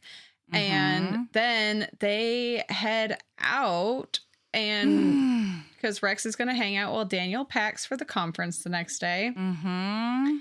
And they get into a fight. Because Rex their first fight he's in a bit of a weird place. All right, everybody. And he might do a little bit of nitpicking a little bit all over the apartment, you know? Is it nitpicking? Is it just pointing out obvious hazards? Listen, who knows? To Daniel, it's nitpicky. And because to be fair, Rex's whole thing is like, your landlord should have already fixed this. We just need to get with this douchebag. And then he needs to fix it. But anyway, Daniel finally blows up and he's like, I'm a fucking adult and I need you to stop treating me like I don't know how to take care of myself. And then Rex might say a thing or two like, you don't cook for yourself ever. You don't know how to feed yourself. I don't know. Like, you live on coffee and bagels unless I cook for you. Your car is a death trap that you've held together with a wire hanger. You won't talk to your landlord about making your apartment safe to actually live in. You moved to Michigan and you don't have a winter coat. It's like you don't even care about what happens to you. No. Yeah. And then Daniel says, no, you just think you need to rescue me. Even the night we met, you rescued me and Marilyn. That's all you've done is rescue me like I'm some damsel in distress. Well, I don't need to be rescued. I can take care of myself. I'm fine, damn it. Can you? Rex growls. I'm not so sure. What the fuck? Are you fucking kidding me right now? Do you know how long I've taken care of myself? How many times I've been jumped or mugged or gotten my ass kicked and I've handled it? I've handled myself just fine. You know how many times I've gone to lectures for the cheese cubes and stale crackers at the reception because I can't afford to buy food? Huh? Like there's more. It's a knockdown, drag out fight. Bad.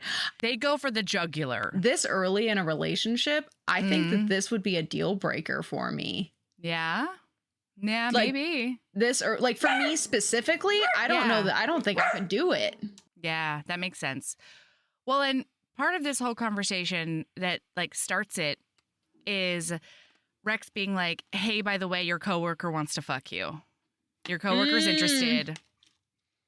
So just need you to know that. Like, well, I'm Rex and I'm kind of testing the waters on what you think of your coworker because he wants to fuck you. Yeah. And then what ends up ending this fight is Daniel gets pissed off and shoves Rex. Yikes. And Rex takes a step back and looks like he's about to say something. And then he's like, no, you got to get the fuck I'm out leaving. of there. I'm leaving. You have to get out of there. And listener, that's where we're ending this episode. Oh, no. It's so mean. We're so mean. There's no good, like, but No, like the there's thing no- is there's no after fucking way. I'm this, sorry. there's no good way because like everything is not sunshines and rainbows in life, but like in the relationship, it's just beautiful from here on out. Like It really is. It's hard, but like this is like the one down in their relationship, and then the book is But over. you can look forward to a Florence Nightingale moment that will open up the next episode. So get stoked.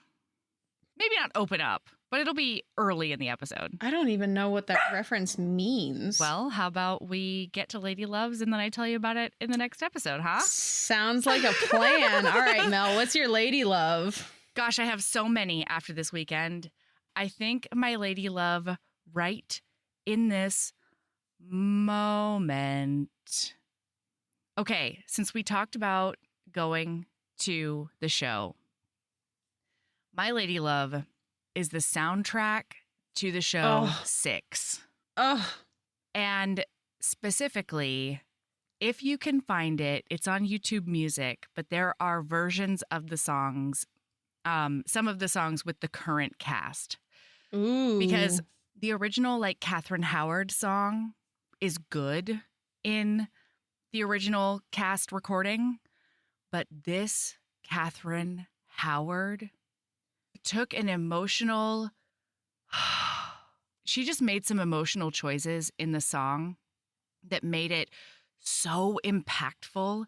Like, I'm still getting chills anytime I think about it, or like when the gals earlier would just randomly talk about that particular song. It's so good. Okay. I'm going to have to find out what the actress's name is. God damn it. I will put it in the show notes, I promise. Okay. Because holy fuck balls. I love it. Yeah. Okay. Mhm. That is such a good fucking musical, though. Like, that soundtrack is such a, like, it's just nothing but bops the whole way through. Truly. All right. It's what's impressive. your lady love? My lady love is figuring out how to do things in a way that you get to do what you have to do because you are required to do it, but also What? figure out ways to do the things you have to do while doing things you want to do for your brain. Yes, I'm with you. That was Sorry. a bad way to describe. Sorry. No, you're great. So for pod, I've always been an eyeball reader.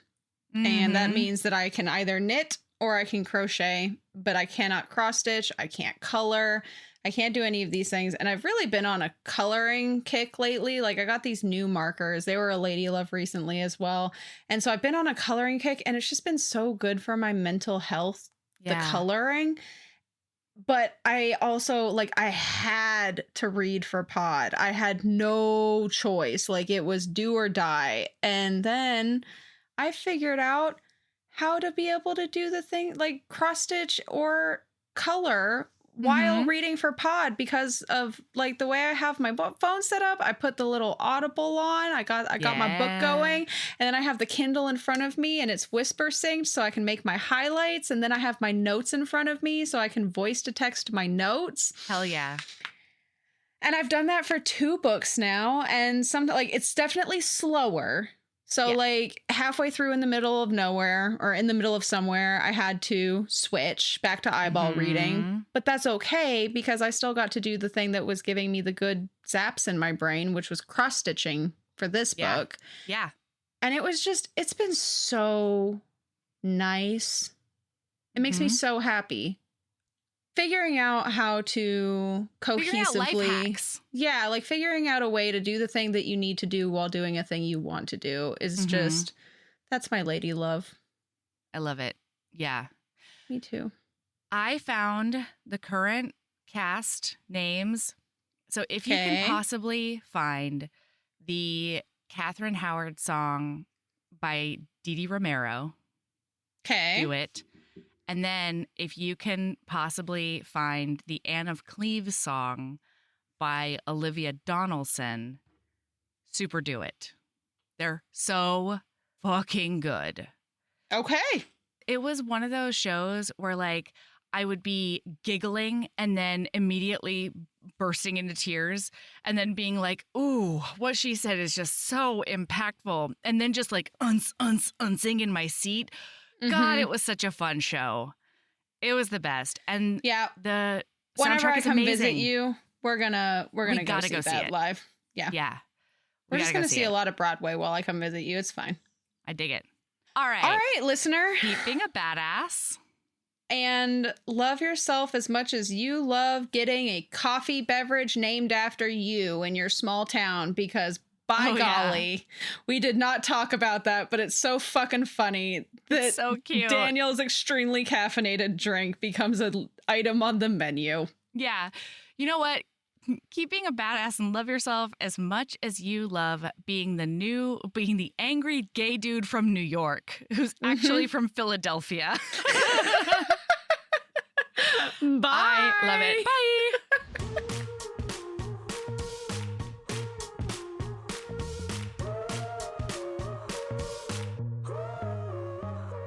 Heaving Bosoms is produced by us, Melody Carlisle and Sabrina Bradley. Editing is done by Melody Carlisle. Our theme music is by the incredible singer-songwriter Brittany Fonts, and our art is by ultra-talented author Kate Pryor. If you like our show, remember to follow us on your favorite podcast app, rate us 5 stars, leave a nice review, and of course, tell all your friends about us, even if they don't read romance. If you want to get in touch, you can email us at heavingbosomspodcast@gmail.com.